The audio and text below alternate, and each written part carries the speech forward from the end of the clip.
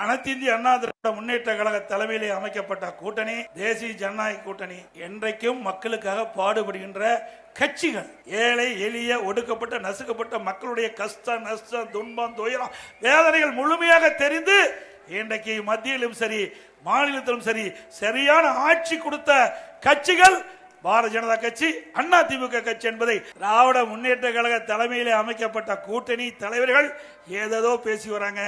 அங்கே மிகப்பெரிய விரசல் ஏற்படுகின்ற சூழ்நிலை ஏற்பட்டு விட்டது. அடுத்த இன்னும் 8 மாத காலம் தேர்தல் இருக்குது.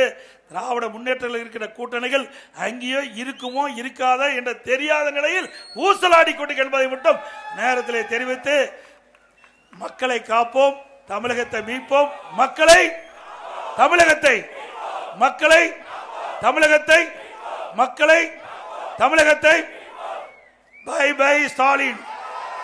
நன்றி, வணக்கம்.